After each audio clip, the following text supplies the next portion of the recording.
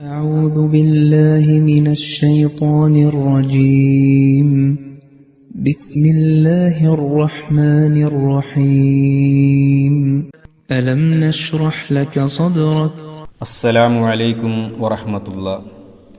അലം നഷ്റഹ് ലക സദ്റക് എന്ന ആയത്തിൻ്റെ വിശദീകരണമാണ് നടന്നുകൊണ്ടിരിക്കുന്നത്.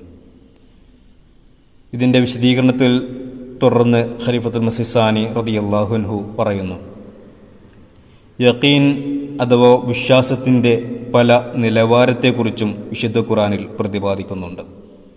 അവ ആയിരക്കണക്കിനുണ്ട് എങ്കിലും പ്രത്യേകം എടുത്തു പറയാവുന്ന മൂന്നെണ്ണം ഇൽമുൽ യഖീൻ, ഐനുൽ യഖീൻ, ഹക്കുൽ യഖീൻ എന്നിവയാണ്. അതായത് ഇൽമുൽ യഖീൻ അഥവാ അനുമാനജ്ഞാനം, ഐനുൽ യഖീൻ അഥവാ ദർശനജ്ഞാനം, ഹക്കുൽ യഖീൻ അഥവാ അനുഭവജ്ഞാനം എന്നിവയാണ്.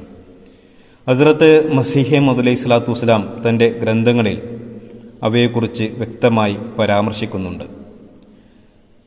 ഒരു സ്ഥലത്ത് പുക ഉയരുന്നത് കണ്ട് അവിടെ തീ ഉണ്ടെന്ന് നാം മനസ്സിലാക്കുന്നു എങ്കിൽ അതിനെ ഇൽമുൽ യഖീൻ എന്ന് പറയുന്നു. അതിനുശേഷം ആ തീ സ്വയം കണ്ണുകൾ കൊണ്ട് കണ്ട് ഉറപ്പുവരുത്തുകയാണെങ്കിൽ അതിനെ ഐനുൽ യഖീൻ അഥവാ ദർശനജ്ഞാനം എന്ന് പറയുന്നു. ശേഷം ആ തീ കൈകൊണ്ട് തൊട്ടു നോക്കുന്നത് മൂലം നമുക്കുണ്ടാകുന്ന അനുഭവജ്ഞാനത്തിന് ഹക്കുൽ യഖീൻ എന്ന് പറയുന്നു. ഈ മൂന്ന് ഘട്ടങ്ങളിൽ പൂർണ്ണമായ സ്ഥാനം ഐനുൽ യഖീൻ അഥവാ അനുഭവജ്ഞാനത്തിൻ്റെതാണ്.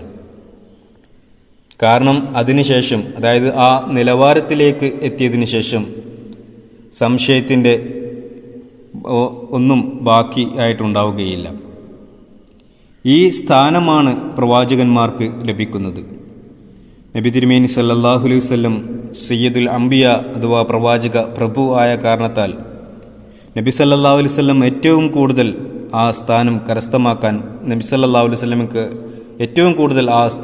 കരസ്ഥമാക്കാൻ സാധിച്ചിരുന്നു. അല്ലെങ്കിൽ ആ സ്ഥാനങ്ങളിൽ വെച്ച് ഏറ്റവും ഉന്നതമായ സ്ഥാനത്ത് ആയിരുന്നു നബി സല്ലല്ലാഹു അലൈഹി വസല്ലം ഉണ്ടായിരുന്നത്. അള്ളാഹു എപ്പോഴെല്ലാം പ്രവാചകന്മാരെ നിയോഗിച്ചയക്കുന്നുവോ അപ്പോഴെല്ലാം അവരോട് പറയാറുള്ളത്, ആദ്യം നിങ്ങൾ തന്നെ നിങ്ങളുടെ വാദത്തിൽ വിശ്വസിക്കുന്നവരായി മാറുക എന്നാണ്. പ്രവാചകന്മാരുടെ ചരിത്രം പരിശോധിക്കുമ്പോൾ അത് കൂടുതൽ വ്യക്തമാകുന്നതാണ്. അള്ളാഹു ആദ്യം പ്രവാചകന്മാരുടെ ഹൃദയത്തിൽ ദൃഢവിശ്വാസം സൃഷ്ടിക്കുന്നു. അതിനുശേഷമാണ് അവരെ ജനങ്ങളുടെ മാർഗദർശനത്തിന് വേണ്ടി നിയോഗിച്ചയക്കുന്നത്. വിശുദ്ധ ഖുർആനിൽ നബി തിരുമേനി സല്ലല്ലാഹു അലൈഹി വസല്ലമയെ കുറിച്ച് അന അവ്വലുൽ മുസ്ലിമീൻ എന്ന് പറഞ്ഞതിൻ്റെ വിവക്ഷയും ഇത് തന്നെയാണ്.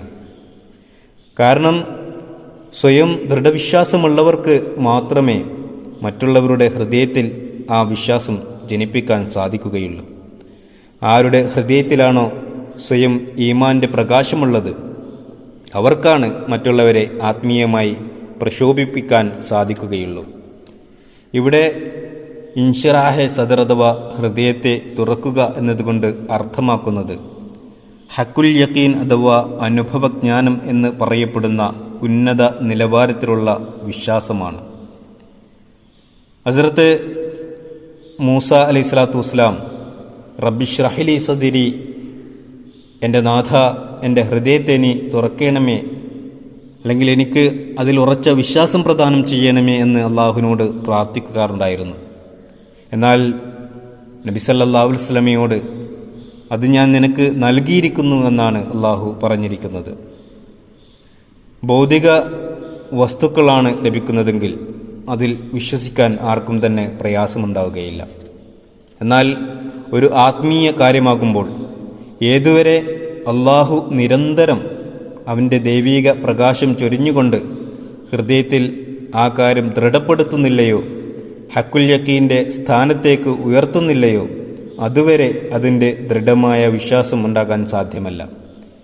ഈ ആയത്ത് വ്യക്തമായും സൂചന നൽകുന്നത് ഇത് അവതരിക്കുന്നതിന് മുമ്പ് തന്നെ അള്ളാഹുവിൻ്റെ നിരന്തരമായ ശക്തിപ്രഭാവങ്ങൾ കണ്ടുകൊണ്ട് നബി തിരുമേനി സല്ലല്ലാഹു അലൈഹി വസല്ലം അനുഭവജ്ഞാനമാകുന്ന വിശ്വാസത്തിലേക്ക് എത്തിയിരുന്നുവെന്നതാണ്.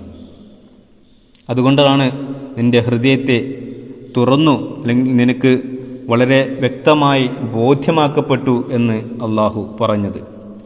അത് എത്രത്തോളം സുദൃഢമായ വിശ്വാസമായിരുന്നുവെന്നാൽ എന്ത് തന്നെ പരീക്ഷണ ഘട്ടങ്ങൾ നേരിടേണ്ടി വന്നാലും താൻ നശിക്കുന്നതല്ല എന്ന ഉറച്ച വിശ്വാസം നബി തിരുമേനി സല്ലല്ലാഹു അലൈഹി വസല്ലമയ്ക്ക് കൈവന്നിരുന്നു. അത് തെളിയിക്കുന്ന പല സംഭവങ്ങളും നബി സല്ലല്ലാഹു അലൈഹി വസല്ലമിൻ്റെ ജീവിതത്തിൽ നമുക്ക് കാണാൻ സാധിക്കുന്നതാണ്.